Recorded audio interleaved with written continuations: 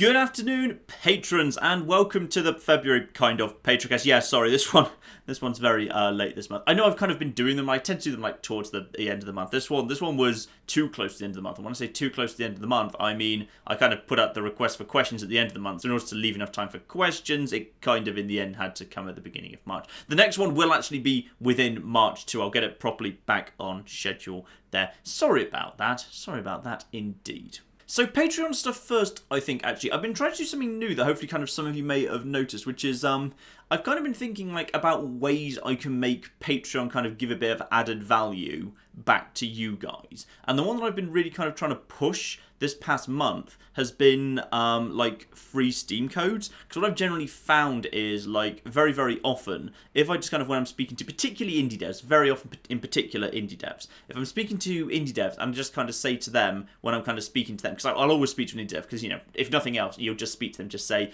you know, could you just confirm in writing that you give me permission to make a video, post it to YouTube, and run ads in front of it, just because, you know, it's always safer to have that in writing, just in case there's any trouble down the line, and that just means, you know, you can clearly point an email saying, look, I have permission in writing to do this from the developer and publisher, so therefore it's fine. But generally when I'm speaking to them, if I just kind of say to them, hey, would you mind maybe tossing in a couple of extra codes for me to give away to my community, they'll normally be like totally up for it. And I like that because it means, like, as I always said I always wanted to, like, it doesn't mean I'm gating any content and making some content only available to you, but I'm giving something back to you guys, or at least, well, the small number of you who get the codes. I am sorry, I can't like get like, you know, 1,000 codes, for example, to make sure everyone who wants one can get a code. But, you know, the people who do get a code feel like they're getting something back. I like it. I think it's a good system. So I'm going to kind of keep doing that. And that's kind of what I'm hoping is going to be like one of the ways that like the Patreon people get a bit more value out of it, that you can kind of occasionally get an extra free game back out of it. So, you know what? I think that's been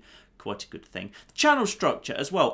So I think I kind of discussed this last month, how I've been doing kind of less long form series and more kind of short form series. I've kind of been doubling down on that this last month or two. In fact, actually, this last month in particular, I've kind of settled into a routine that it works for me, but I'm not sure it's working for the community. Where kind of very often it will be, obviously, you've kind of got the Fallout, the no guns, on the Monday and the Friday. And very often on the Tuesday or the Wednesday, I'll begin like a really short mini-series, which is like part 1 and then there's a part 2. And then I've kind of tried to balance that against giving you guys like new stuff by always like making that when the part 2 comes out, there's something else that comes out the same day. So like Solar's Project, the first episode was all on its own on a Saturday, and then part 2 was on a Sunday, and that came at like 8 PM, 2 hours before Fallout 3. Or when Matt and I played The Division, the first part was out on a Tuesday on its own, the second part was out on that Thursday, but it came out at 8 PM, and then Hitman Go was actually the main video that day. And then this last week, Far Cry Primal, the first part was all on its own, then the second part the following day was again at 8 PM, and then you've kind of got the main video was actually another part of 60 seconds, kind of the third run through of that, and that was at 10 PM. So I've kind of tried to do it like that, and I think it's worked well. Because it means I can go like a little bit more in-depth in some games, but I can kind of do 2 parts of stuff that I'm particularly interested in, so I can go a little bit further through the game, I can get a bit more out of it. It means there's a lot more kind of double video days, because whenever I'm kind of having a series where it's a mini-series, like during the subsequent parts after the first part, there's other fresh stuff. So if someone doesn't like a particular series, they've got something else to watch as well. It means there's more minutes of entertainment on the channel per week, and obviously just, you know, from my many a true nerdy point of view, obviously it works because if I've recorded for slightly longer and got 2 parts rather than 1 out of something, that means there are more views, and that does lead to a slight increase in ad revenue. So I was kind of thinking that was going to work really, really well, but like a thing I've noticed in the comments a few times is some people have been saying like they're a bit confused, because when there's loads of stuff that's a part 1 and then there's a part 2, and I say at the end of the part 2, I am open to this becoming a series if the community, you know, really, really loves it, in the same way that, for example, Fear Equation did. That causes a lot of confusion, because then if it doesn't become a series, people wonder, where did this go? Why didn't this become a series? I saw that a bit for the Solar's Project. Some people kind of felt like they were quite disappointed that the Solar's Project only had 2 parts. I feel like that's probably my fault, because like I've probably kind of said at the end of things too much, like at the end of the second part, oh, and like, you know, if you really want this to become a series, if this is really popular, then I will turn this into a series. But then, like, you know, there's no real mechanism for me to say after that point, by the way, guys, this didn't actually, this wasn't that popular, so therefore this is going to become a full series because not that many people liked it. Like, it was okay, but not spectacular. Like, I can announce that over, say, Twitter and Reddit, but most people don't see that, and thus people keep commenting on subsequent videos, hey, whatever happened to this, that, and the other. So I'm probably just going to have to be a little bit more decisive about what can and can't be a series. Like, I probably shouldn't have put at the end of the Solus project, this might become a series. Because, like, I kind of felt like it was pretty, and it was okay, and, like, I had fun with some parts of it, and, like, it was very, very, and it was interesting, and I'm glad I experienced it.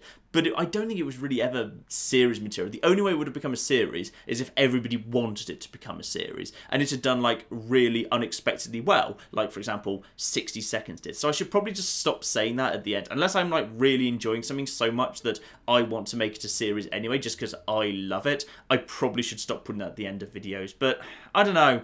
I need to think about it. Let me know what you've been kind of thinking about, the two-parters, where the second part comes at 8 PM UK time rather than the usual 10 PM UK time, and then on the day that the second part comes out, there's a new video that's a one-off as well, because I think it's been working alright, but I say I'm just a little bit concerned, like, it's not working for the community, and I don't want to do something that doesn't work for you guys, so I'd be very curious to hear your thoughts on that particular question.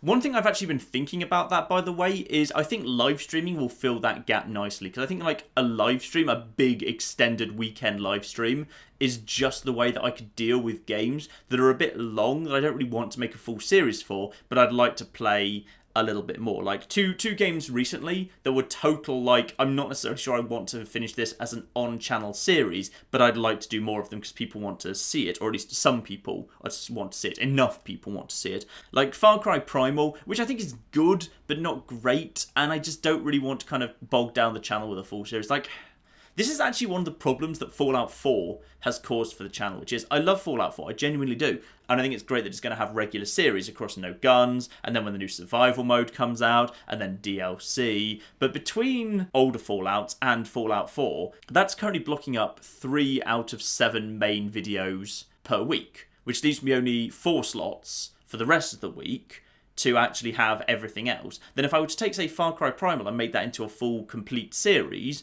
then that's going to fill up another spot, and then I've only got 3 spots, less than half the week, for new stuff. All new releases, all indie stuff, any challenge runs, any kind of classics I want to revisit, anything. And that doesn't really work. It's kind of frustrating. That's actually one of the problems that Fallout 4 has created. When Fallout 4 settles down a little bit, like mid this year, and when we've like had the first bunch of DLC, and I've kind of done like a couple of runs through it, and that'll probably settle down to 1 part a week. When we've only got like 1 older Fallout and 1 Fallout 4 a week, and thus we've got 5 slots a week, I'll probably be much more open to reintroducing another long-form series into the mix at that point. Right now, I think it's very difficult to do just because Fallout's taking up so much time, which is fine and natural and good because Fallout 4 is still fresh and they're constantly releasing new stuff for it. So that's absolutely fine. I don't mind that in the slightest, but it does kind of push out other series a bit. So yeah, live streaming I think will fill that gap slightly. For Far Cry Primal, as I say, Assassin's Creed Syndicate. That's something I actually wouldn't have minded finishing, but I just did not have space for it. So Assassin's Creed Syndicate, just kind of completing the rest of the main game on live stream would have been perfect. And I think live streaming will fill that other series gap quite nicely once that's sorted out. That's in progress, by the way. I'm kind of currently negotiating with Twitch just to get myself officially partnered with Twitch. Basically, so, you know, I have the best quality stream and you guys are able to, like, set quality and stuff like that. It's basically pretty important I get that sorted before I start putting, like, much more time into Twitch. Next, I wanted to touch upon the where's the fair use thing, or hashtag WTFU, which you may well have seen kind of floating around, which has been making a lot of noise over the past month. The reason I wanted to do this here and not on a video on the main channel is because my opinion is kind of not really in line with a lot of other YouTubers, and I didn't really want to publicly break ranks because I want to support other YouTubers. It's an important thing that for the most part we do stick together, because if we all stick together then we can normally kind of defeat total nonsense and BS like React World, for example. Enough YouTubers and their communities putting pressure on bad things can very often stop them. So in a case like this, where for the most part the demands and changes that people associated with the hashtag WTFU movement are wanting, they're pretty generally benevolent and they would be for the good of YouTube. So I don't really want to break ranks and actually speak against any of them. But I kind of just wanted to go into a little bit now because I think the matter is a lot more complicated than generally people are willing to admit. Like, firstly, just kind of for my own position, I get hit by issues related to copyright very, very rarely. I have never had a proper copyright strike, i.e. a takedown notice, where an actual video has been taken down or I've been told that I effectively breached copyright, so therefore the proper license holder has demanded a video no longer be visible, ever.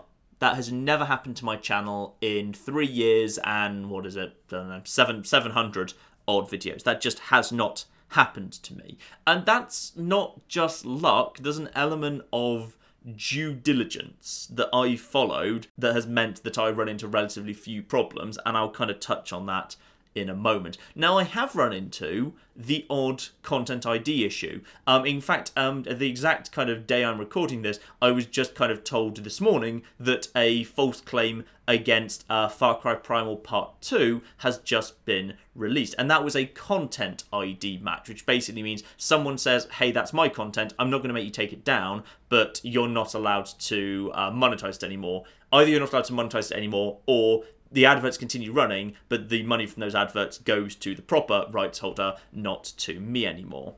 And that was, as it very often is, just a very quick mistake from a network, where clearly someone within their network played Far Cry Primal, posted it up, that network automatically added it to list of content that is their content, because they showed a cutscene from the game and I showed a cutscene from the game. That was a perfect visual match, so therefore an automatic flag happened. I disputed the claim, within 24 hours it was released. It was an error. Like, some people get really angry that that's even a thing, but like, the thing is, an automated system where you upload your content and then allow it to be automatically matched, and then the person has the right to dispute that match, is basically the only system that's viable. Like, the amount of content and footage that's constantly being uploaded to YouTube is too high for this to ever be done manually. It has to be done by an automated system. Now, if there's one thing that I think does need to be changed, and I think this was kind of one of the things that was suggested, well, I came across the suggestion in one of Grade A's videos, but I'm sure it predates him, I don't think he invented this, was that when there is a dispute over the proper ownership of content, the money that's being made off the ad revenue of that video should not immediately start being transferred to the person who made the claim. It should be set aside in an independent third-party account, and when the claim is resolved one way or the other, at that point, the money should be released to whoever was deemed to be the correct owner of the footage in the end. But as I say, what happens a lot of the time is a lot of YouTubers get very, very angry when they kind of fall foul of this system. There's an element of entitlement, unfortunately, that's kind of crept into the way that some YouTubers conduct themselves, and that's kind of manifesting itself as, if we want to do anything, and if anyone tries to stop us doing anything, then the shout that goes up is fair use and freedom of speech and things like that. Like, if we do anything where there's even any form of humorous intent behind it, then we will start saying parody is covered by fair use. If we've like added any form of effort to it, like, you know, a voiceover, anything, we started transformative, it's transformative work, that's covered under fair use. And that's just, well, it's not wrong, but it's oversimplified. The problem is, fair use and copyright laws are complex, and they're nuanced, and they're completely out of date because they predate this kind of big boom in new online media. And basically, for our sphere, for YouTube and online media, they're mostly legally untested. No one's really ever made a big deal out of a YouTube video and actually made it go to court and legally tested fair use and copyrights law against YouTube videos. We just don't really know where the law stands on it because there's not really any precedent upon which to kind of try and make an educated decision. But rather than acknowledge that fair use has limitations and is basically completely inappropriate and unfit to govern new media, and thus we don't really know what the situation is, instead a lot of YouTubers use that kind of lack of clarity that kind of confusion around what fair use should be according to the law, as basically their carte blanche to say, well, as the law doesn't really specify clearly, therefore absolutely everything should be allowed. And some of the cases that have kind of made the news recently, I really wasn't quite sure what to make of some of them. So I'm going to try and obviously avoid naming names as far as possible. I don't want to call out anyone in particular. One of the ones I see most commonly is people get very upset because basically they say, oh, my video was claimed because it had third-party music in it. That's not the fault of fair use, and that's not the fault of YouTube. That is the fault of the YouTuber. Even the publishers of games are really, really clear about that. Like, if you read the permission that people like Square Enix in the West or Ubisoft put out when they say you can make videos of our games, those disclaimers very clearly read, we grant you permission to make videos of our games, but be aware there is third-party music in our games. We have the license to use that in our games, but we can't extend that license to you because the license we purchased was just for our usage within the game. So therefore you've got to be careful and you can't actually put that third-party music in your video, because if so, the original actual rights holder to that music will probably claim against it. And people, you know, by virtue of making videos of Square Enix or Ubisoft or whoever, are basically making videos in line with those terms. And then they just leave the third-party music in, and then the rights holder claims the music, just like Ubisoft or Square or whoever told them the original rights holder actually would. And then those people get really, really annoyed and angry on Twitter and start saying, damn YouTube, damn fair use, this is ridiculous, freedom of speech, WTFU, etc. This was your fault. That was the YouTuber's fault. Completely the YouTuber's fault for failing to show due diligence. There is a reason why the jaunty Irish music on our channel exists and is a recurring joke. And it's not just a recurring joke, it's genuinely because I cover up third-party music. And on multiple instances, I believe on 3 instances during Life is Strange, I covered up music with other music. I covered up 2 bits of music with the jaunty Irish music, and then I picked a sadder piece of music for the bit at the end of Life is Strange, right at the end of episode 5. And that's because I had to, because the rules are very, very clear. You might be given a license by a publisher to make a video of a game, but they can't grant you that license for third-party music. That's completely to be expected. And the other one that comes up a lot is people make videos of games from publishers who have not given permission for videos to be made, and then get really angry when those publishers who never gave permission in the first place claim against it. I think a few months ago, a very prominent YouTuber, this happened with him and Nintendo, where he made a Nintendo video and Nintendo claimed against it because Nintendo have their own Nintendo Creator Program, which you have to be part of if you want to make Nintendo videos. He wasn't part of the Nintendo Creator Program, so Nintendo claimed against the video to claim the ad revenue, and he made a little rant video saying, this is ridiculous, god damn it Nintendo, I hate Nintendo. What did you expect?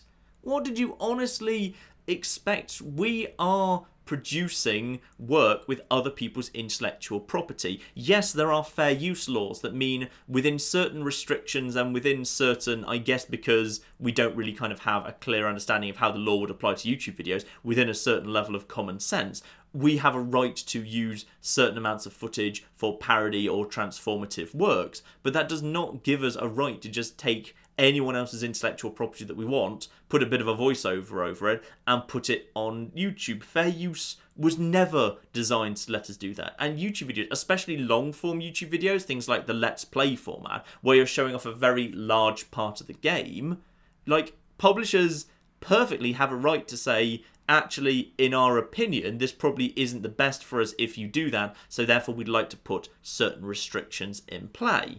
As a YouTuber, I see that probably a little bit more than the general public does. Because, for example, when you get sent review code for a game, it very often comes with the restriction saying, like, you're allowed to kind of put this footage out before the game launches. So, for example, if the general release date was the 10th of a given month, then very often they'll say the embargo for footage is the 5th of that given month. So you can put footage up 5 days ahead of the general release. They might send it to you on the 1st. The embargo will be on the 5th. So you've got kind of 4 days to play it before the embargo hits. Then everyone gets to release their footage on the 5th at a given time if they want to. Then they've got 5 days they can put up footage, and then the general release occurs. But what they'll very often say is, we'll give you this, though the embargo for the footage will be on the 5th. However, please do not get past this particular named story mission until the 10th on general release, because they don't want spoilers past a certain point in the story put up before the game is actually at general release. That happens an awful lot. That happens a huge amount, in fact. Even indie games will sometimes say that, especially if it's a narrative game, they'll say, you can put this up ahead of time, but please don't put the ending up until after the general release. And the reason I just said that was because I just kind of wanted to illustrate how it is perfectly healthy and reasonable for everyone to have to make certain restrictions and limitations in how we share and create content. All I really want to get across here is when you've kind of heard the stories of hashtag WTFU, for the most part they've been stories that have just painted a very negative picture of YouTube as an incompetent, uncaring corporation that's done horrendous things and completely ignored fair use, and the owners of franchises as these kind of bully boys that are just trying to stamp out content creators. And that's a very biased and unfair picture when, for the most part, the actual problem here, the villain, if you like, is fair use law itself, which significantly predates the state of the current media landscape and needs to have a new law. Until we've got a new law, this will continue. But even in its current form, we are not, as content creators, the grand scrappy hero standing up for freedom of speech against that boo evil YouTube and boo evil corporations.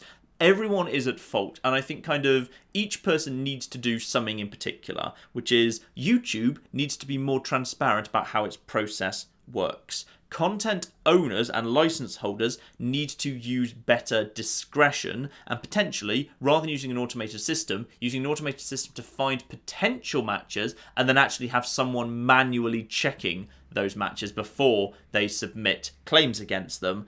And we, content creators, need to act with more due diligence. And the reason why I think our channel has had very, very few run-ins with fair use or copyright law or whatever is because we've shown that due diligence ever since the beginning 3 years ago. Anyway, one more thing before we get on to the questions. A few things that are coming up this next month. If you don't want to know anything that's coming up this next month and you'd rather be surprised, cover your ears now for at least the next minute or so. So, on the day before the new Hitman games comes out, I'm going to be looking at Hitman Sniper Challenge, which I think is kind of fun. I've been kind of wanting to look at some of the other Hitman games. So like I looked at Hitman Go the other week, I'm kind of going to be looking at Hitman Sniper Challenge, which I think is very, very good indeed. I've come across a new little kind of indie multiplayer co-op thing that I'm going to be doing a local co-op with Claire for.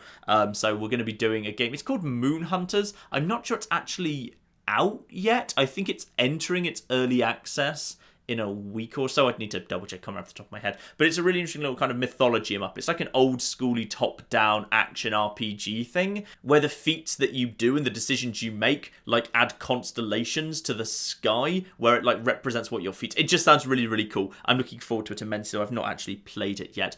Someone on the subreddit drew my attention to the fact that I believe in about 5 days' time, there is a game launching called Panzermädels, or Tank Dating Simulator, which I've already played and made a couple of parts of. It's actually good.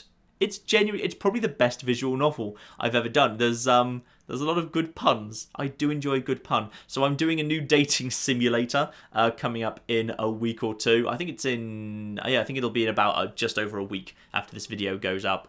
It'll be about a week away. It's genuinely quite excellent, actually. I picked a new psychological horror game, Town of Light, that is genuinely slightly distressing. Scary isn't the right word. Instead, it's just kind of really distressing. It's really horrible because it's based around, actual medical procedures that were carried out in mental institutions in the 1930s and 1940s of Italy during the fascist Italy period. It's deeply, deeply unpleasant, and it made me deeply uncomfortable. But it's a very interesting psychological horror game, and I'll be covering that too. Again, I'm not sure that's actually out yet. I got review code for that one. And then finally, for everyone who's always been shouting, you want to see This War of Mine, This War of Mine is finally getting a slot later in March. I'd actually played it a little while ago. I'd made 2 videos about it. They just kind of never really got a launch slot till now, but they will be launching at some point during March. Though all of this, I should caveat, is subject to if something new and exciting just appears that I want to cover instead, I might completely throw out that schedule, but those are 5 games that should be showing up in the next month. Okay, into the questions. I think I've got all of them down here. Apologies if I've missed any, but I think I have got all of them. What is my most anticipated game of 2016? Hitman. Even before the beta, I was excited for Hitman. Now I've played the beta, I think it's very, very exciting indeed. I think Hitman could be very, very good. A lot of people are really down on the episodic structure. I've always been fine on episodic structures. I don't mind a game coming out like that as long as like the season pass itself is like the same price or cheaper than a normal full-priced game, and the content that you will eventually actually get is the same that you would have got in a full-priced game. For a YouTuber, it works quite nicely anyway, because it means rather than having to like rush through the game while it's still fresh and people are interested, like I can do like new little bursts when the new bits come out, especially like the live and timed events that I'm looking forward to doing like the odd video on as well. I think it works very nicely for me, and I think it works very, very nicely overall. So yes, very excited for that sort of thing. Nintendo. Why do some YouTubers hate Nintendo? Some YouTubers are very down Nintendo and basically boycott Nintendo because Nintendo have something called the Nintendo Creator Program, which in a world where the vast majority of game publishers are now basically saying, you know what, make anything you want, like Ubisoft, Square Enix, Bethesda, Deep Silver, huge numbers of publishers are basically just saying, you know, if we've published this game, do whatever the hell you want with it, we don't care, you can make anything that you want and monetize it forever. Don't worry about it. Nintendo created something that they call the Nintendo Creators Program, which basically means if you're not part of that program, Nintendo don't let you make Nintendo games, and if you try to, there's a very good chance that they may well hit you with a content ID and claim all the ad revenue for that video. The reason that that's bad is because the Nintendo Creator Program basically says that Nintendo deserve, I believe, if you do nothing but Nintendo content and literally nothing else on your channel, they'll take 30% of all your revenue and leave you with 70%. And if you do a mix of Nintendo and other things, they'll take 40% of all of your ad revenue and leave you with 60%. The problem with that is, and why that makes people very, very angry, is because you can only fit so many people kind of taking a significant proportion of your income until this whole thing becomes completely unsustainable. So as a starting point, like, let's just talk about ad revenue specifically at this point. The ad revenue that's produced by a YouTube channel. So right off the bat, YouTube takes about half of that. The ad revenue that's generated from those ads is split about half and half between you and YouTube. And that's fine. I'm totally fine with that because YouTube is basically running the servers, and running servers powerful enough to keep YouTube going is, you know, very, very good. And YouTube is pretty much, you know, perfect. It pretty much never, ever goes down. For the most part, you know, every single video, if it's uploaded in 1080p, 1080p is available very, very quickly. It's a very reliable system, and it is a huge marketplace. If I took my content and I put it anywhere else, there'll be far fewer new people who could be exposed to it. Like, I think it's perfectly fair that the ad revenue is split between me and YouTube 50-50. So out of the dollar, I'm down to 50 cents at this point. Well, then Nintendo comes in if I were to make Nintendo content. And because I don't just want to make just Nintendo content, Nintendo would like to have 40% of that 50 cents and leave me with 60% of it. Okay, so now I'm down to 30 cents out of the dollar. Now, let's say I'm part of a multi-channel network, which I'm not part of and I just don't see the point of. But a lot of people are. A lot of people are part of multi-channel networks because they think it gives them like a layer of security or networking or free stuff or whatever. But a lot of people are. And that multi-channel network might come in and say, actually, we also need 10% of all of your ad revenue. Okay, so now I'm down from 30 cents down to 27 cents. And then, of course, while I get that, the tax man's going to want to see that at some point. So, you know, depending on what country, and you've got to pay taxes on those earnings, so you're going to lose a bit more yet. So let's say, for the sake of argument, another 20% of that gets taken off. So at that point, you're down to maybe, like, you know, you're making 20 cents for every actual dollar of advertising revenue that you're actually making. And at that point, like, you know, ad revenue and the CPMs, the amount per 1,000 ad impressions that you get paid, is already very low, and it's been like in a long-term decline for a very long time. At that point, like, YouTube just becomes less and less sustainable, which is why I've had to turn to Patreon just to kind of make sure that you've actually got a kind of static baseline level of income that means I can, you know, pay all my bills and keep a roof over my head and keep food on the table, for example, because YouTube is very, very unpredictable and the amount that you get paid per ad is very, very low indeed. And in Nintendo's world, apparently they feel like perfectly comfortable just kind of shuffling up to the dinner table where ad revenue is already low and potentially multiple people are already wanting a cut of that money and saying, actually, you know what, we'll just help ourselves to 40% as well. That's way too high, Nintendo. It's ridiculous. And that's aside from the fact that the Nintendo Creator Program is actually a pretty crappy program because it's a limited number of games. There's a load of games that just aren't in the Nintendo Creator Program that are Nintendo games. Relatively well-known Nintendo games just are not there. And if it's not in the Nintendo Creator Program, program, you can't play it, even if you own it. So, for example, Star Fox 64 is in the Nintendo Creator Program. Starwing on the Super NES isn't. Why? I don't know, because the program doesn't make any bloody sense. Interestingly, Pokemon's also not in the Nintendo Creator Program. There's basically, at this point, there's no way to legitimately actually make Pokemon videos. If you do so, you're basically doing so at your own risk. I actually spoke to someone who worked for Nintendo about this, and I said to her, what's the deal with Pokemon? Because it's not the Nintendo Creator Program. And she wasn't sure. Nintendo don't even bloody know. Because Pokemon games, they're not actually... They're kind of co-published between Nintendo and Game Freak. It's a slightly confusing state. And, like, it seems like even Nintendo don't bloody know anymore. So, Nintendo are just a pain to work with. If you're working with them, they're basically gouging you. And if you're not working with them, they will try and gouge you if you ever make any content for Nintendo. So, basically, they're just incredibly YouTube unfriendly. Which is why I just don't touch any of what they do. It's just a total boycott situation. Am I planning to do more historical games? Yes, there's going to be a load more Total War. There's going to probably be a load more Total War after kind of Fallout settles down a little bit. Probably after all the Fallout DLCs are done and things settle down a bit, I'll probably introduce a few more Total War series. Maybe there'll be a midweek Total War series before that point. There's a lot of the older Total Wars I'd like to get into. Like, I'd like to do... There's two separate things I'd like to do for Rome Total War. I'd love to do some Medieval. Medieval 2, Total War as well. I love Medieval 2 Total War. I haven't put as many hours into it as Rome Total War, but it's another game I know really, really well. And people generally say that the videos they like best from me are the ones where I'm kind of an expert at the game.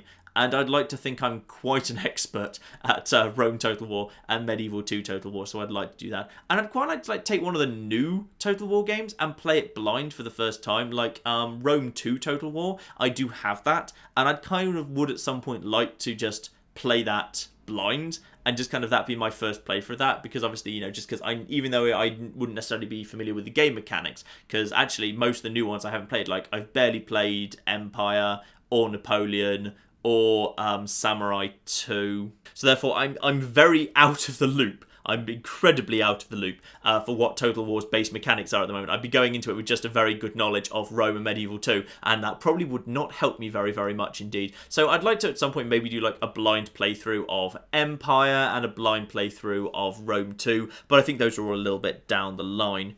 How much do I practice You Only Live Once? I don't practice You Only Live Once.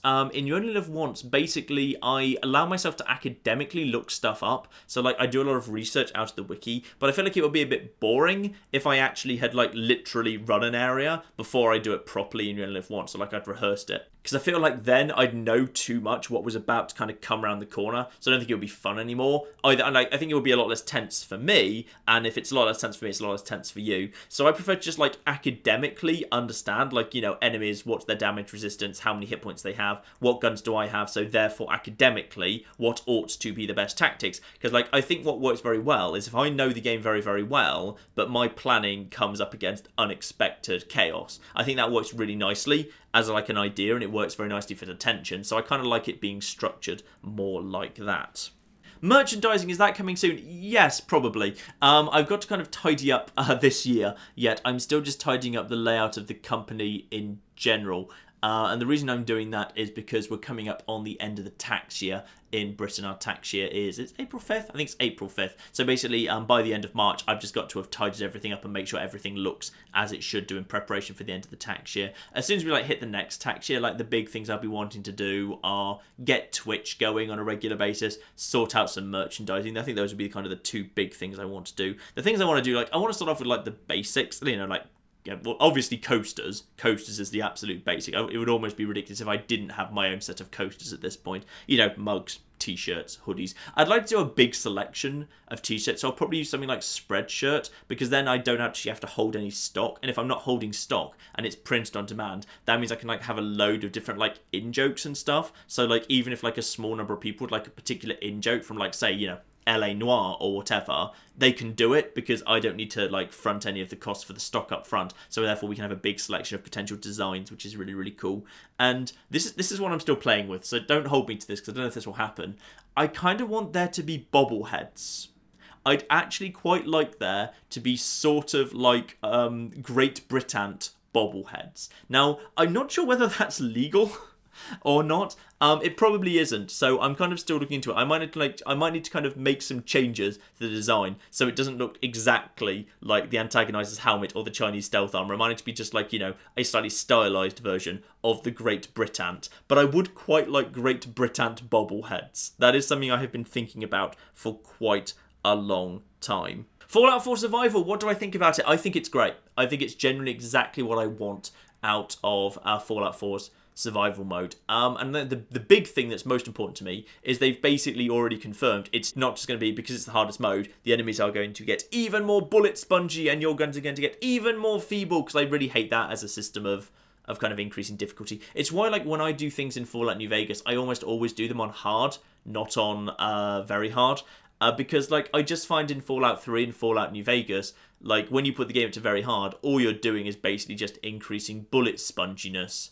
And I don't find that fun or interesting, to be honest. So I really like the fact that they've actually said that the enemies are not going to get bullet spongy, which was what I was very worried about, because I was worried they were basically just going to introduce, like, a new... Like how Skyrim gained the legendary difficulty, I was assuming that they were going to, like, introduce, like, just a new very, very hard mode or whatever, where basically the enemies were even more bullet spongy, and that was really annoying, because I didn't want that at all. So I'm really thrilled with what they've said, is basically enemies are actually going to be less tough, and you're going to do more damage, but the enemies are going to do way more damage too. So basically everyone's a glass cannon, which to my mind is fantastic, because that's like way more realistic. That's like, if you want to do like realism, well then make it so every single bullet is absolutely bloody vicious. You can take down enemies relatively quickly, but they can take you down incredibly quickly as well, because I just think that's really exciting and genuinely good, because of course Fallout 4 also has really, really good crafting systems. It's like food and crafting and stuff is really, really powerful. So I think it's great. I genuinely think it's great. I'm also I'll probably get bored of it in time, but for the moment I like the idea of fast travel being disabled, because I like the idea that rather than just hopping around to whatever quest takes your fancy, you actually have to think, okay, I'm now going to go on an expedition from point A to point B, so before I do that, what's en route that I'm going to do as I'm passing by, bearing in mind that if I don't do it now, I'll probably not want to bother coming back to have to do it later. And also bearing in mind, because I can't really save or rest, for example, if I go and do something here that's a bit dangerous, there's a risk that I actually throw the rest of the entire expedition into jeopardy, because I might have no choice but to turn back to a safe location for us. I just think it's a brilliant idea. I'm looking forward to it immensely. I'm probably going to take note, if No Guns is still happening when survival mode comes out, because I kind of spoke to Bethesda, I spoke to one of the PR guys I know at Bethesda, and basically asked him when's it coming out, and obviously, they either don't know or they weren't able to tell me. He said it wasn't decided yet. If No Guns is still happening when it comes out, I'll probably take No Guns, and I'll put that down to very hard, and I'll start a new run exclusively for survival mode, the new survival mode. And that will probably be the character that I take forward into, for example, Far Harbor, because Far Harbor's not actually coming for a while. I think that's May, isn't it? Because I'm pretty sure is it the robots first, sometime in March, and then the new settlements in April, and then Far Harbor in May, if I recall correctly. So, Far Harbor's quite a long way off, so I've got plenty of time to get a new character ready for Far Harbor. Have I ever done a playthrough that ended up not being uploaded? On occasion, yes. Sometimes, if a game I just don't enjoy and it's not for me, rather than just putting up a bit of a video where I'm just like, I don't really get this and I don't particularly enjoy it. I'm not saying it's bad, I'm just saying it's not really my thing and I'm bored. Sometimes if I can find some fun stuff to do in it, it'll go up anyway. But if it's just a video where I just think I'm just slightly bored by this and I'm just a bit confused by it, I just don't really get it, I don't get the appeal at all, it'll probably not go up. An example of that was Risk of Rain. I made a video for Risk of Rain. I just didn't enjoy Risk of Rain. I don't think there's anything fundamentally bad about it. I didn't enjoy it in the slightest. I just thought, well, that's not going to be a fun video. So I just canned it. I just deleted the lot of it. Skies of Arcadia as well, which will surprise some people, because Skies of Arcadia is one of my favourite games of all time. The reason I did that was because I did that years ago, and I looked at the footage, and I thought, I'm not doing this justice. This isn't good enough. This is not good enough to be the video that I put up for one of my favourite games of all time. I will try again. at some point I will do a Skies of Arcadia little mini-series at some point or other. Well, maybe a full series, maybe a mini-series up to like the end of the first act or something. I don't know. Yeah, it just didn't really quite work for me, so I decided to get rid of it because I didn't think my commentary and my voice work for it was good enough or strong enough to justify it. John and Matt, will there be more John and Matt? And also, what do I prefer it to be called? I prefer it to be called Johnophobia. I think Johnophobia is the best way to refer to that. And there will be more. There will be more. What I'm really kind of hoping and curious is I really hope the community likes it.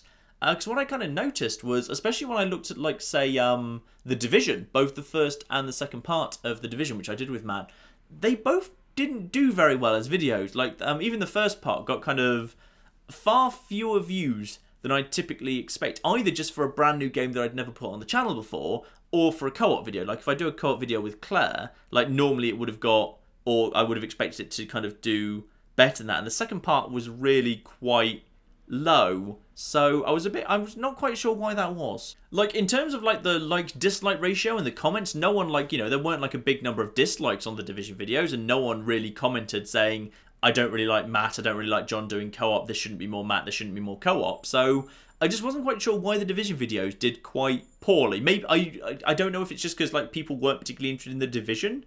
For example, people just didn't care, or because we were quite late with our Division videos, because we originally were planning to record them earlier, but I had kind of a day of poor health. The day we were originally planning to record, so I had to push them back a little bit. So as a result of that, like, we recorded it very late, and the videos came out like after the beta was already closed, so a lot of other people had already got their videos out. I don't know. We'll do some more stuff. We will do some more stuff, because Rainbow Six Siege with the co-op with Matt kind of did pretty well. But I'm just kind of hoping that people like it. I think we've got good chemistry. I think we work well together. So I'm going to do some more stuff, and hopefully it'll go down well. And hopefully that was just a one-off related to the fact that people weren't particularly interested in the Division. Stardew Valley. Will I do Stardew Valley? I don't think so. Like, this has come up loads of times, and I don't get it, because it's not like I've ever done a farming game on the channel. So, like, some people have been telling me, oh, it looks really like your sort of thing. It's like, I don't think it is. I really don't think it is. Like, I've never done farming games. I've never really got into farming games. Same reason I'd never really got into MMORPGs, because, like, I have a relatively low tolerance for grind. I don't really like grinding particularly, so I just don't like the idea, especially like, and maybe like once you've got the farm like automated with like loads of, you know, staff or machines or however it works, maybe, but like I'm just not the sort of person who likes the idea of being given a massive empty plot of land and being told, yeah, now basically like plant a load of seeds over and over, and then water them over and over, then harvest them, and then walk to town, and then sell them to buy different seeds and different tools, and then do that a few times until you've built up the resources to actually upgrade your farm so you can start doing some more of that. I just like, even imagining that bores me. I just don't like the sound of it. I just don't think it's my sort of thing. So I don't intend to do Stardew at the moment. The big one. The big one that people ask occasionally on the channel comments or on Twitter or on Reddit, and I always give an incredibly facetious answer to. John and Claire. Who is Claire, and what are John and Claire to each other? I don't think this has ever come up in the Patreon questions before, but I always said to myself, like, at the beginning, I kind of said, like, you know, I would always give a fake facetious answer to this question, unless it comes up in the Patreon, because it's only fair. I've always said I always answer all the questions on the Patreon, so it's only fair I give it a proper answer to this question on the Patreon. So, Claire and I are a couple. Claire and I have been boyfriend and girlfriend for, Christ, 7 or 8 years at this point. Quite a bloody long time, which is about the time Claire came to England in the first place. We met probably, what was that, 3 months after she arrived in England from France, though she already spoke pretty much fluent English at that point. She'd studied England for years, so we met a few months after she arrived in England. We became a couple about, I don't know, maybe 2 months after we met, and that would have been, hang on, let me have a think here.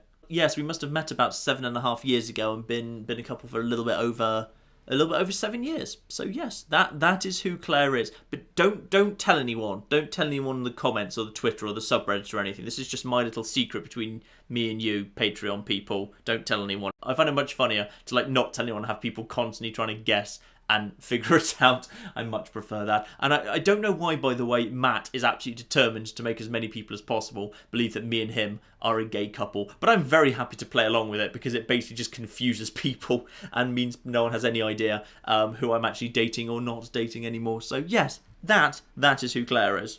Board games. Will I film board games? I'd love to do board games, but board games, as I've always said, are very difficult to do because, like, you know, you need multiple cameras so you can be recording someone's hand as well as the board, and you need very good lighting. It's just complicated. I will probably do it at some point, but it'd take a little bit of work. Plutarch's Parallel Lives, is that historical work or political allegory? Well, it's Plutarch, so it's neither. It's just a bunch of utter nonsense. Sorry, I don't believe a word that comes out of Plutarch's mouth. He's making it up as he goes along. He makes Herodotus seem like a reliable historical source, for goodness sake. The Long Dark. Well, I played The Long Dark. It's on a long list of games I might look out one day, but honestly, it's not going to come soon. I've got kind of like a lot of like similar-ish games I'd like to look at before I reach that one. Old Fallout. Oh, I'm no expert on the older Fallouts on Fallout 1 and 2. Like, I like tinkered with them a tiny bit years and years ago. When I do the old Fallouts, it will be a big community collaborative effort. I will be needing your guys' help down in the comments to help educate me. That will be very, very important indeed. Many a True Nerd, where does the name come from? I've said this before, I think, on like a couple of, like, I think I've said it on the subreddit, in fact. It's a play on the phrase, many a true word is spoken in jest, which is an English idiom meaning basically there's truth in comedy. It's applied to Chaucer. It is actually in Chaucer, but like the expression "many a true word is spoken in jest" is not Chaucer. Chaucer uses slightly impenetrable Old English, so it's not actually Chaucer, but it's kind of quasi Chaucer. And I liked it. I liked it quite a lot as a pun. Like, it also reminded me of like an old sentiment in Aristophanes, an ancient Greek playwright who wrote ancient Greek comedies. And in his play The Acharnians, one of the characters, who's called Dicaeopolis, says, "Citizens, don't be mad if I, in the middle of a comedy, begin speaking about matters of the city, for comedy knows justice too."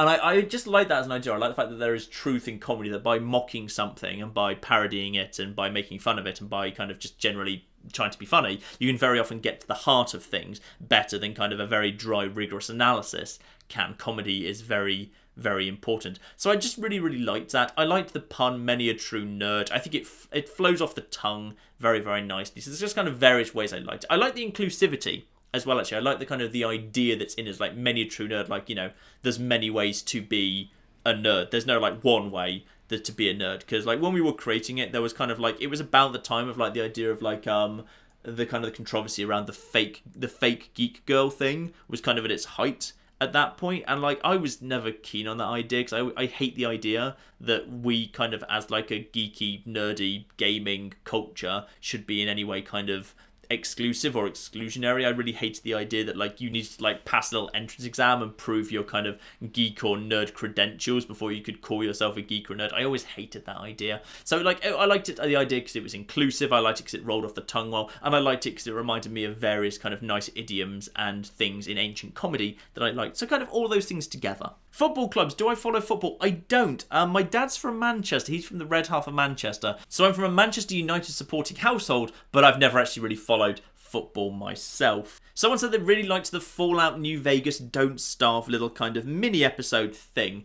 and are there going to be any more? Yes, actually. I've got one planned for immediately after Fallout 3 You Only Live Once ends, because obviously the thing about Fallout 3 You Only Live Once is I don't know when it's going to end. Like, if I have a bad episode, it could end at any point. So therefore, obviously, like, the best thing I can do for that is basically plan for between the end of Fallout 3 You Only Live Once and the next big project to have like a small little kind of mini series, so that I can very easily make something to fill the void while I'm preparing the next big thing. So yeah, I do actually have like another little kind of mini series for an old Fallout planned that's a little bit different. So yeah, that will be seen actually sooner rather than later, because even if we do actually manage to win Fallout 3 You Only Live Once, that's getting closer and closer, because all we've got is the pit and the remainder of broken steel. So we're getting close already.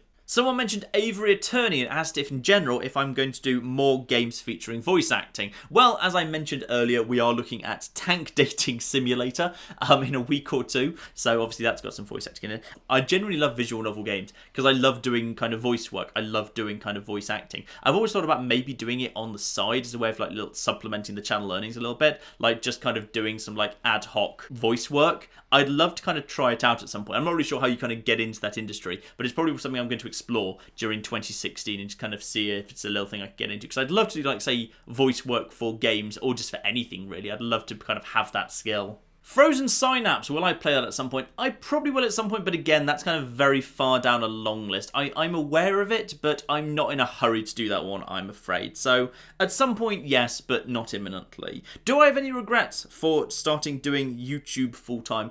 Not really. It's been really good. It's been very, very good. The only thing that's kind of bad is, like, the unpredictability of it. Like, you know, some days you'll look at your YouTube analytics, the little back-end panel that shows you how you're doing, and it will kind of say, oh yeah, so just so you know, yesterday the number of views you got were 20% down the day before. So, oh, that's a shame. But the amount of money you made off ad revenue is up 50% for that same day. And I'll go, but YouTube, how does that make sense? And YouTube will reply, it doesn't, huzzah!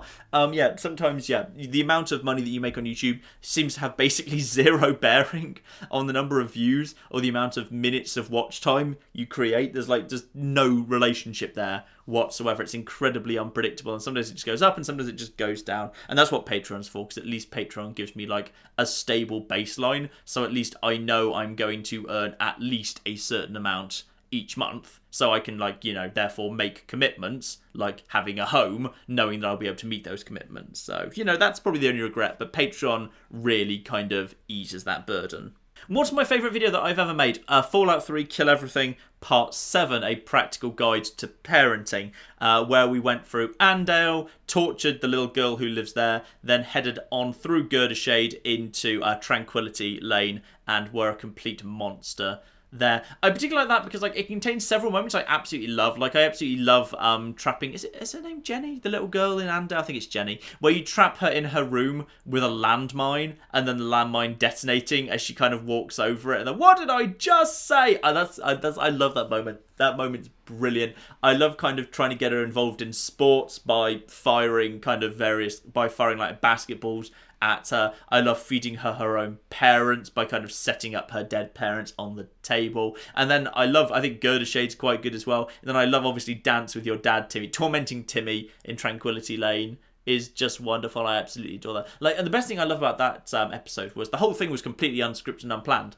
Every single thing in that episode, I just made up as I went along. I wasn't even planning to go into Andale that episode. I was just planning to, I was just setting myself up on a vaguely nice looking road and just like walking slowly in the third person camera up the road in order to like introduce the episode. Then I was going to go straight on to Tranquility Lane and just figure out what I was going to do there. And then I stumbled across Andale. I was like, oh, yeah, I'll do something in Andale, sure, why the hell not? And I came up with like one of my favourite comedy skits in the history of the channel, and then we went on to Tranquility Lane and did something even better. And again, Timmy was not planned, that was just made up on the spot, and it was brilliant. I absolutely love it. I honestly think I will struggle to ever just like in a single episode that was only like 20 minutes long, ever come up with something that works as well as Andale into Girdershade, into Tranquility Lane, and Fallout 3 Kill Everything. That will take some topping, and I don't think I'll ever make a video I like better than that one. These days, do I ever play games just for myself and not record it? To be honest, no.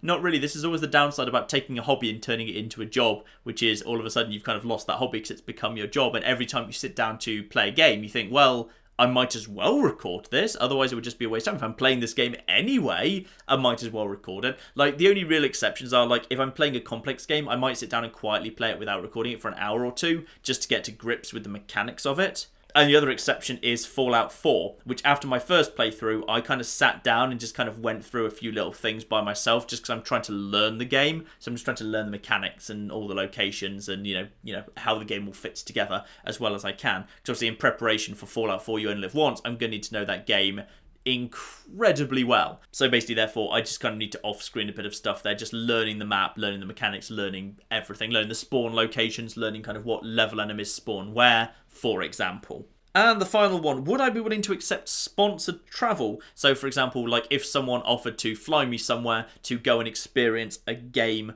kind of firsthand, and thus I was able to play it early and share footage for it early, would that be okay. For example, like in the same way that sometimes if you go to a game studio, they'll basically put you into a sealed environment where you can record some footage, take that footage away, and then release it early. I think that would be okay if they're only paying for the actual travel. So basically they're just making sure that you end up neutral so you're not like out of pocket. Because that feels like that doesn't really bias your opinion at all. Obviously, like, as long as that was fully disclosed. Because you disclosed, one, you had to travel for it, and that two, they'd paid for the travel, but that you had actually made zero profit of it. But you also obviously want to disclose this was recorded on, their computer in their studio. So therefore, I do not know for certain how this will perform on my computer. I don't know what sort of build this is, and I don't know whether this build is representative of what will actually be launched. This is a build, but I don't know if it is the launch build, and I don't know if, things are going to change. Another criteria would be like, if I did that and they kind of let me do that, like there would have to be no like conditions, like if there's a glitch, you're not allowed to show it. For example, it would need to be like a fair representation of the game as I experienced it. Alright, ladies and gentlemen, I think that's enough for now. That is all that we have got for the sort of February Patreon. Sorry this one was so late. The next one will definitely fall within March itself. The real March Patroncast will indeed fall within March, and that will come very, very soon indeed. Obviously, if you've got any follow-up questions or would like to discuss anything any further, do feel free to leave a comment under the video itself or the post I'll make on Patreon for this video. And I will be sure to get back to you with some more details. Always happy to chat with the Patreon lot. So, more of this soon, ladies and gentlemen. But in the meantime, I've been John. This has been Many a True Nerd. And this has been the sort of February Patroncast. Thank you very much, and goodbye.